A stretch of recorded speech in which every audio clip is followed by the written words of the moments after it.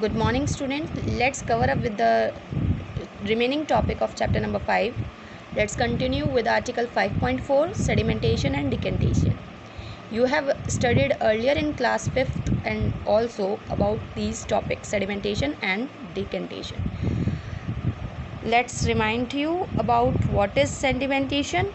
The process of settling down of heavier insoluble particle in a mixture of water is called sedimentation, and the insoluble substance are called sediments. And decantation, the process of transferring the clear liquid without disturbing the sediment is called sedimentation. Activity 5, cut this activity 5, you have done it in class 5th. Now come to activity 6. To separate two immiscible liquids by decantation. You know about immiscible liquids. Immiscible liquids are those liquids which do not mixed with each other. Material required: 2 beaker, water, kerosene oil, a separating funnel and a tripod stand. Method: pour some water into a beaker. Now pour some kerosene oil into the same beaker. Stir well so as to obtain mixture of water and kerosene. Set up the separating funnel as shown in figure 5.10. Place an empty beaker under the funnel. Close the tap of the funnel. Pour the mixture in the funnel and allow it to stand for 10 minutes. The kerosene oil separates from the water and forms a layer above water. Gently open the tap to allow the water to trickle out into the beaker. Trickle means to pour out into the beaker. When all the water drains off, close the tap. Now pour off kerosene oil in another beaker. How can we increase the rate of sedimentation? We can increase the rate of sedimentation through a process called loading. Let's read about loading. The process of increasing the rate of sedimentation in suspension by adding some chemical to it is called loading. The chemical added in order to increase the rate of sedimentation is alum, commonly known as fitkari. And activity 7 you have to read on your own. If there is any problem, then you can ask me. Article 5.4, filtration.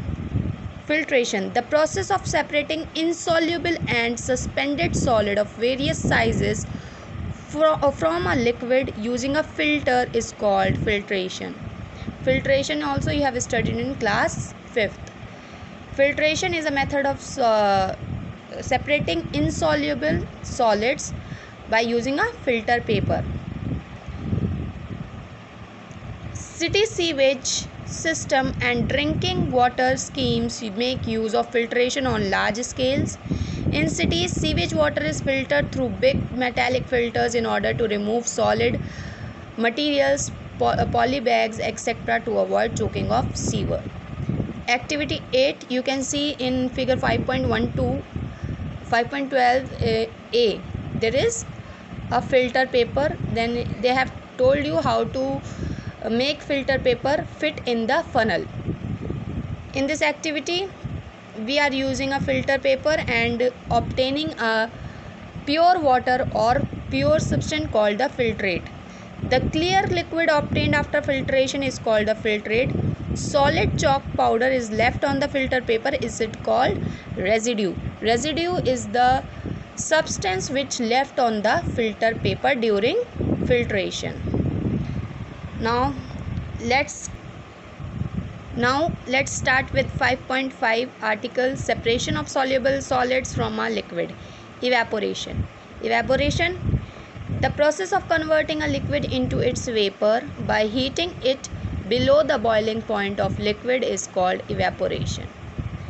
There are mainly two methods of evaporation. You can heat it by using a Bunsen burner or a flame, or you can simply put it in the sun. Okay? Now condensation, the process of changing water vapor into a liquid state on cooling is called condensation. Here is activity 10, to separate water from a mixture of salt solution.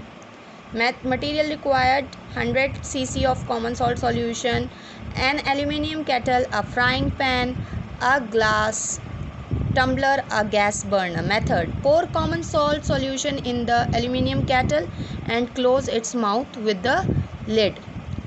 Place the kettle on the gas burner and wait for few minutes till the steam come out freely from the mouth.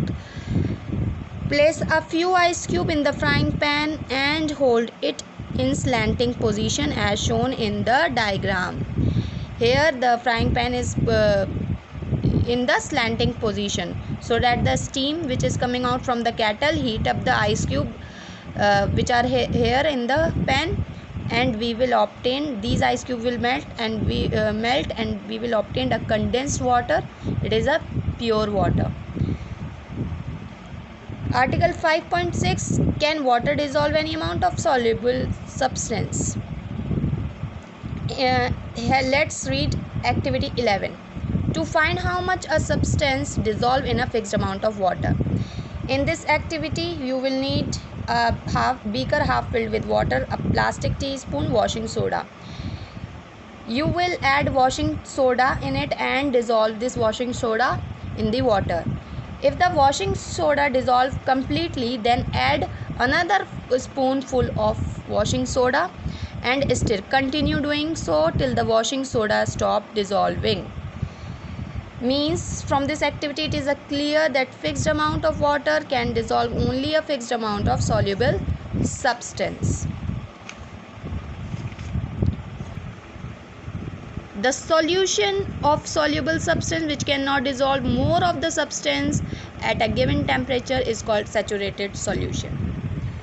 The substance which cannot dissolve more substance in it is called saturated solution, and we can increase or decrease the solubility by rising the temperature. If we rise the temperature of water, the solubility increases.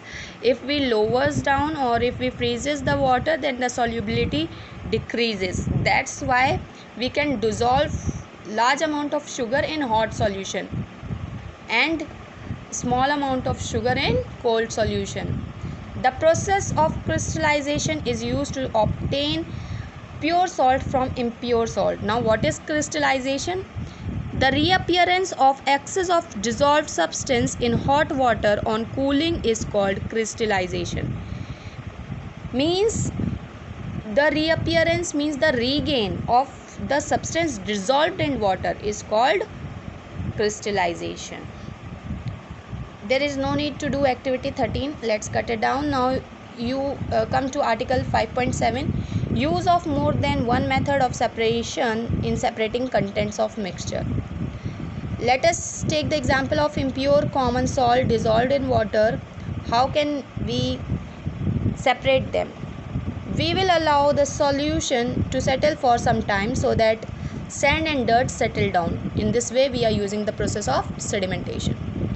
Now we will decant of the somewhat clear solution in another vessel. This remove most of the sand. The decanted clear solution is then filtered. The filtrate so obtained is clear common salt solution. The clear common salt solution is then poured in an aluminium kettle and heated. The water formed from steam collects in the beaker, whereas pure common salt is left in the kettle. Hope you have understood this chapter. If any problem, then you can ask me. Okay.